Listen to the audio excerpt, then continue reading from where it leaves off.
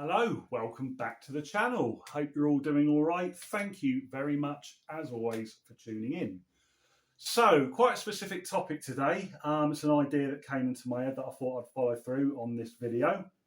It's discussing mastering of records and specifically a mastering engineer. So, over in recent years, I've been sort of showing a bit more interest into the kind of manufacturing side of all the records that I collect. And I've been looking at things like matrix numbers, which, are important really when you're a collector to sort of, work out what pressing you've got or you want to get, things like that. The pressing plant that was used to actually make the disc, and also the mastering engineers. Now, when I started doing this hobby, I didn't really pay too much attention to matrix numbers. I didn't really know what they were about. I knew that they were there in the run-out groove. But one thing that I did used to notice and have sort of noticed for years, right the way through, is an inscription on certain records I've got, and it was Porky Prime Cut or something similar like that. It's it could be Porky and Pico, things like that. And as time's gone on, I've realised that this is the name or the moniker, if that's the right word, for the mastering engineer, a legend, George Peckham. So George Peckham was mastering records from, as I understand, the late 60s, extremely prominent in the 70s, 80s and 90s and beyond. He's obviously did it for many, many years. And when I checked on Discogs this morning, there are 900 different titles that he's had a hand in. Now, I'd imagine Discogs might not be totally comprehensive. There might be more that have just been not been listed, but he's just done tons. He's just every genre of music you can think of. Rock albums right the way through the 70s into punk, and more recently he did kind of more dance orientated techno, breakbeats, all that sort of thing. It's not a genre I'm familiar with, so I'm just kind of firing these genres out there. But as time's gone on, I've noticed just how good records sound if he's had a hand in them. To the point that I would actually sort of, if I look a record up and I haven't got it and it shows that he's mastered it, that heightens the appeal to me. Now, what I want to do is I'm just going to show a selection of record out of the so-called 900 that he's done. I've got 6 here to show, and I just wanted to discuss the sound quality of them and just give some thoughts into the overall appeal. So, what should we start with first? Let's start with this. I have shown this before, showed this recently because it's a recent pickup. This is 1978, The Stranglers, Black and White. I consider this, in my personal opinion, their best records. I would say it actually might be joint with the one that followed, The Raven. This sounds fantastic. I mean, what you've got to remember is the music on here is great. I mean, it's a great album anyway. But the sound quality is awesome. And the best example of how good it sounds is the opening track, which is called Tank. So it's a rocking, punky track, really, really good. But in the middle of it, it's just got all these explosions during the keyboard solo. And I tell you what, I've always noticed just how amazing they sound. I mean, if you've got a half decent system, it's going to sound amazing. If you crank the volume up, that's going to blow the roof of your house off. It just sounds so good. But the entire album just sounds punchy and wonderful. And this is a UK pressing, and it is a Porky Prime cut. And it's not something I really noticed until, in fact, I don't think I really noticed that it was until I got this upgrade recently. And obviously I sort of bought it and studied it a little bit more. But it just sounds brilliant. One thing I should stress here, that Porky Prime cuts, if you are going to collect them, as far as I'm aware, now correct me if I'm wrong, as far as I'm aware, they only tend to apply to UK pressings. And even sort of maybe UK first pressings, so maybe reissues might not be cut by him. So it's always worth checking if you're going to look out for them. Right, next up we've got, excuse the glare on this one, the mirror is intact. It's Uriah Heep with Look at Yourself. This is my best Uriah Heep album. Out of the ones I got, I haven't got a huge amount, but out of the ones I've got, this is the best one. Again, this was an upgrade copy that I bought late last year from Rise Above Records, and I noticed it was a Porky Prime cut. And when I played it, because the copy I had before wasn't great, this is a super clean copy. I was just floored at the sheer volume of the thing, the dynamics of it.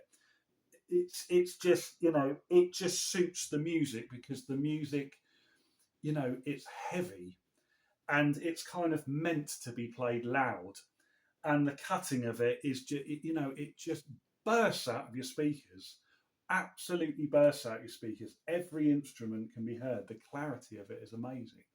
Now, the album before that is called Salisbury. I've actually got an original of that on Vertigo.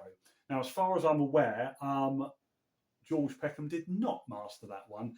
And despite the fact that I like Salisbury, to my ears, it's always sounded quite muddy. It's just had a bit of a muffled sound. The music's very, very good on it, but it's just nowhere near as dynamic and as loud as this.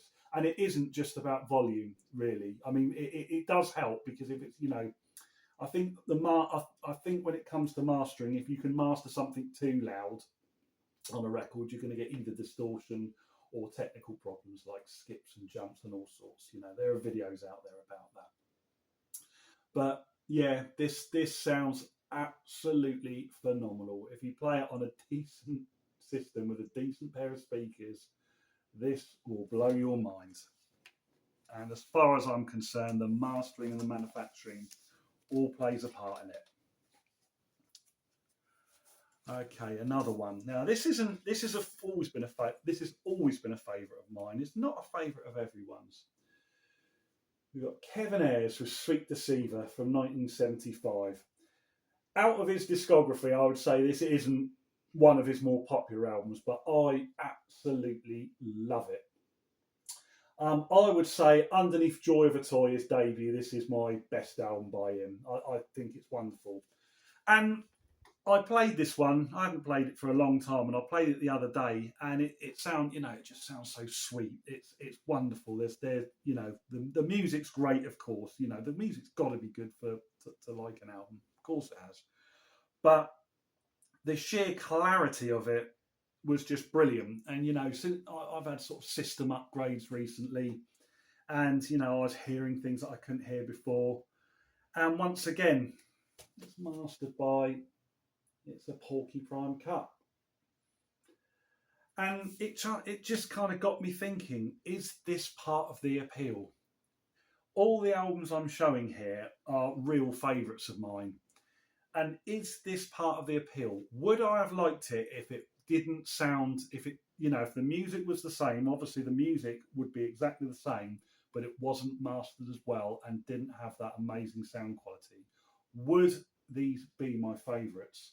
It's not something I've really sort of considered over the years until recently, and that's why I'm talking about it here. But again, this is a wonderful album. This is the first UK press on Ireland with Palm Tree labels, mastered by the man himself, and what a brilliant job he's done. So I can highly recommend that one, and it is quite cheap and easy to find that. Right, this one is a recent purchase for me. I have showed it before. Again, I showed it late last year.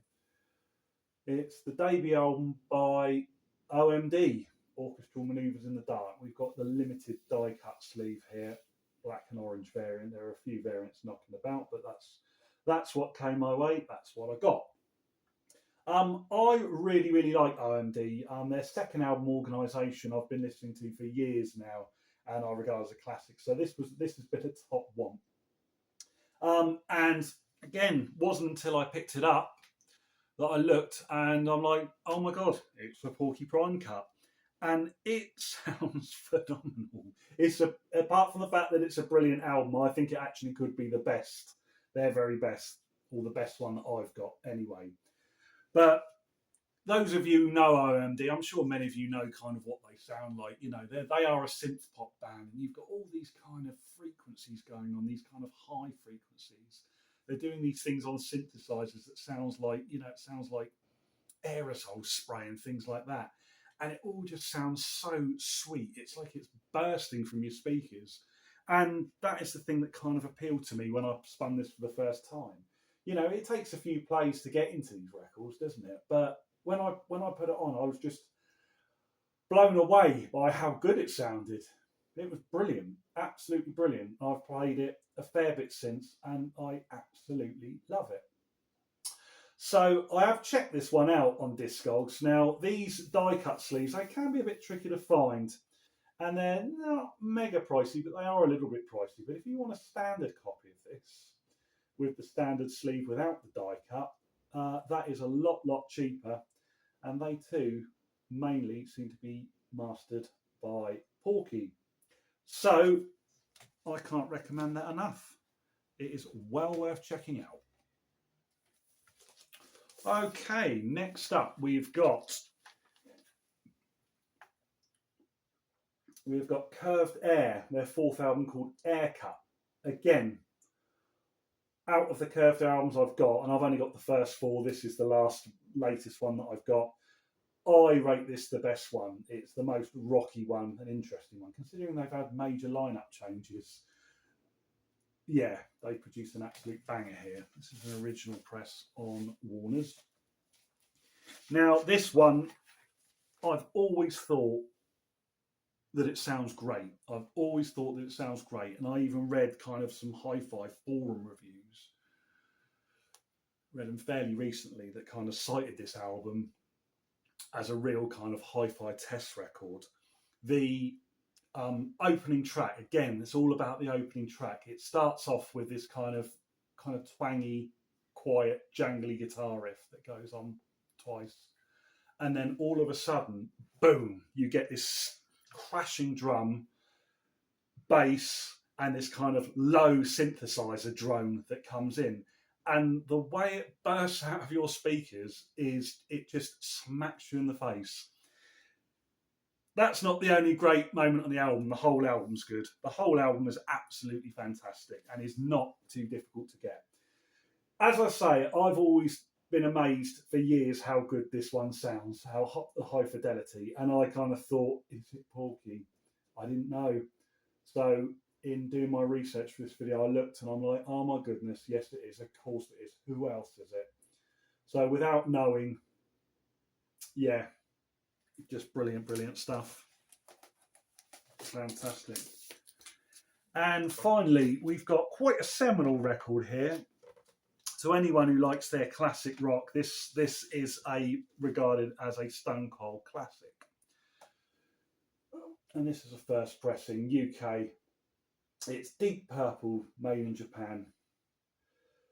On Purple Records, UK press, as I say.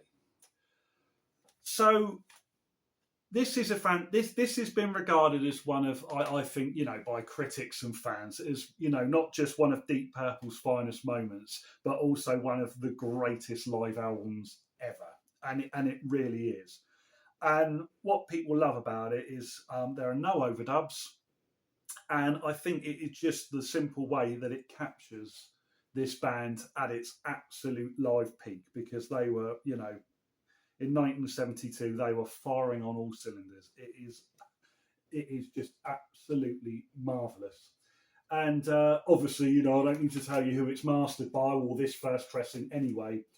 And it just got me thinking, is this part of the appeal for this live album? Because you sort of, if you talk to anyone who loves Made in Japan, they will just say how good it sounds, how, you know, the atmosphere of it, the way the live performance and live sound is captured. Is it down to George Peckham? If it wasn't mastered by him and was mastered by someone or an organisation, and it just wasn't mastered as well, would it have had that appeal, and would it have become the classic that it remains today? Who knows? I don't know. I think possibly not, quite frankly. I don't know. You can't rewrite history. But these kind of things almost get overlooked, I think, when talking about this. They really do get overlooked. People talk about the music, and of course, again, the music is fantastic. The performances on this are stellar. But the fact that it's been recreated, reproduced so well onto record, you know, it's a talent, isn't it? You know, it's more than a talent, it's an art. It's an absolute art form. It really is. So yeah, I just wanted to share my thoughts. Obviously, give kind of recommendations there.